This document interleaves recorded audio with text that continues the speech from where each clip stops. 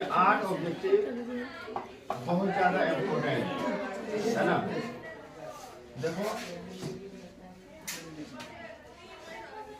इस बार के लिए एग्जाम में 8 ऑब्जेक्टिव बहुत महत्वपूर्ण रखेगा। इनमें से 2 कंफर्म आएगा एग्जाम में, 8 ऑब्जेक्टिव में से।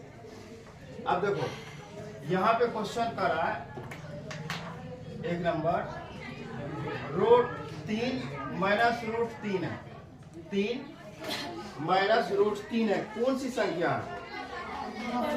परिमेय, अपरिमेय, एक पूर्णांक, इनमें से कोई नहीं। क्या होगा? अपरिमेय। हाँ अपरिमेय होगा। कैसे अपरिमेय होगा? यहाँ पे परिमेय और अपरिमेय दोनों मिला है। तो क्या बताया था? परिमेय और अपरिमेय के दोनों मिला हुआ रूप को क्या कहेंगे? अपरिमेय संख्या। ये क्या कहलाएगा? अपरिमेय संख्या।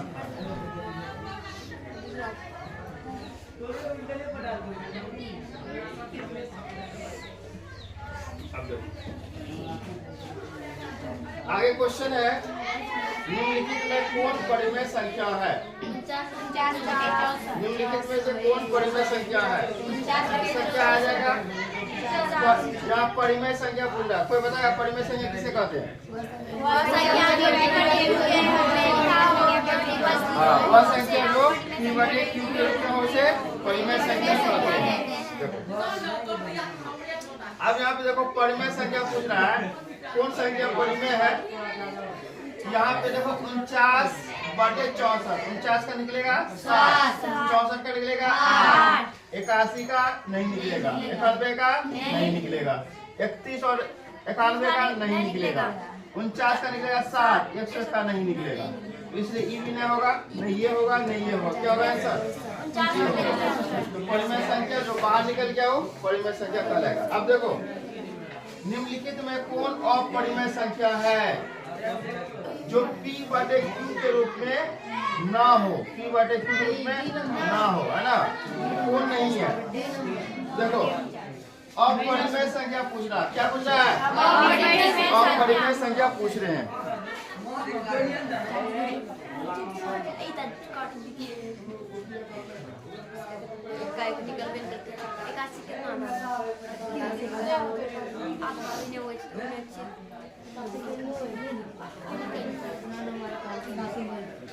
चलो देखो अब इसको समझने की कोशिश करो।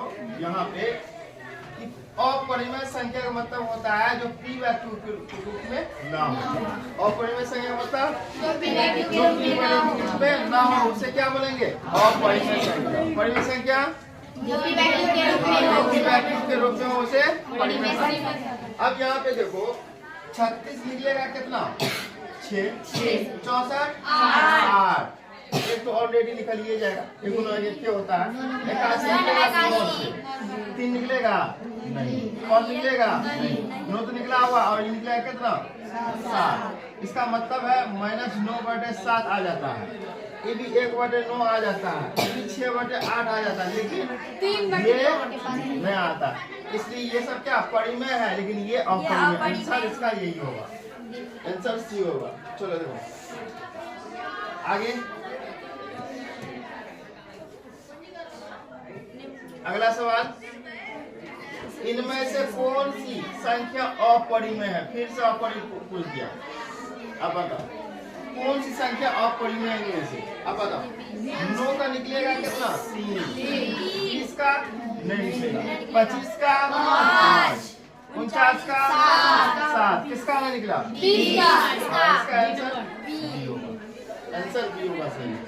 तो दिक्कत चलो अब 2√2 संख्या है क्या? कौन सी संख्या? 2√2 परिमेय, अपरिमेय, वास्तविक या अवास्तविक? कौन सी संख्या? 2√2। हाँ तो 2√2 क्या होगा? एक अपरिमेय संख्या है। 2√2 क्या है? अपरिमेय संख्या है। अपरिमेय क्या होता है? जैसे मान लो कि √3 हो गया अपरिमेय, √5 हो गया, है ना? और शर्त है P/Q के रूप में ना हो। पीरियोडिक ग्रुप में नहीं हो, है ना, उसे अपरिमेय क्या पीरियोडिक ग्रुप मिल सकते हैं, नहीं मिल सकते। अब मान लो अगर जो परिमेय रहेगा जो पीरियोडिक क्यू के रूप में हो और क्यू नॉट इक्वल 0 हो, क्यू नॉट इक्वल 0 हो, और क्यू की जगह 0 नहीं होनी चाहिए।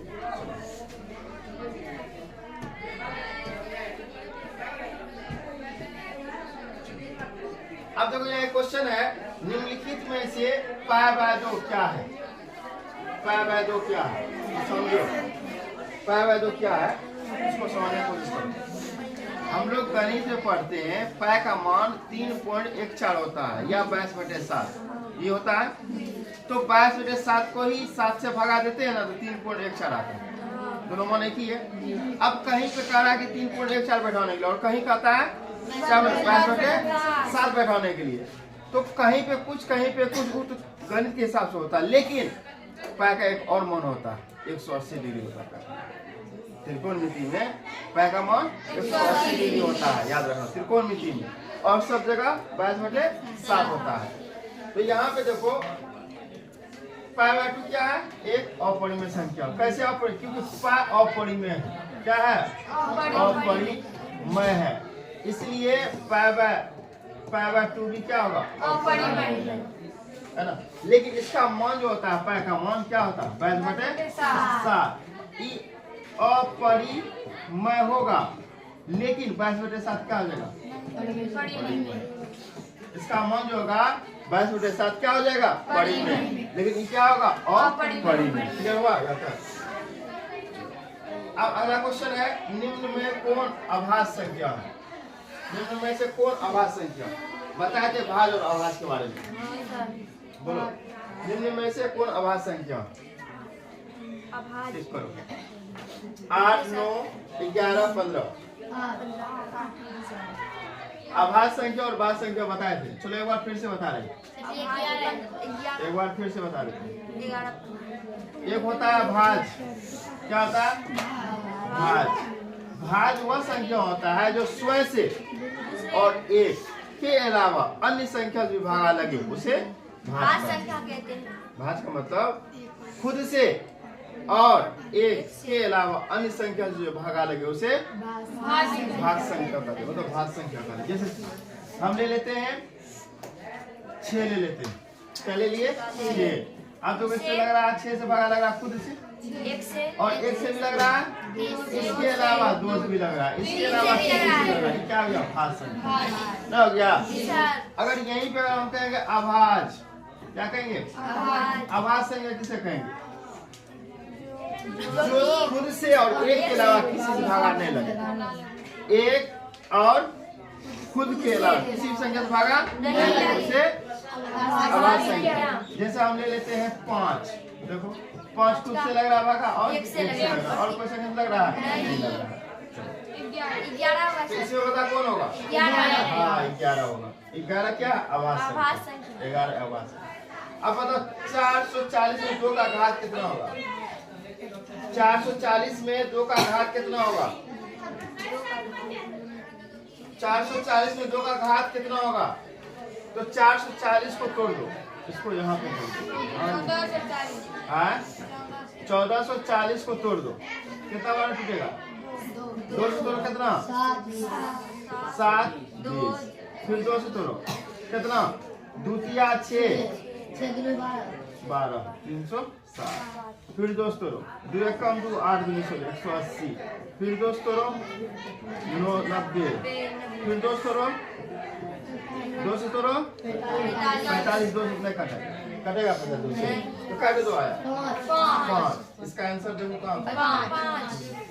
5। काटे 2 आया 5। इनमें से 8 ऑब्जेक्टिव कराए, 8 में से 8 इम्पोर्टेंट हो सकता है, 8 एग्जाम में ना आ जाए इस बार, इतना इम्पोर्टेंट है। और आने वाला बच्चा के लिए तो ये तो और ज्यादा सुनहरा है। 8 ऑब्जेक्टिव पढ़मे और पढ़मे से बहुत पूछा जाता है और बहुत रहता है। इनमें से 2 ऑब्जेक्टिव फिक्स है, एग्जाम इस बार आएगा 100%।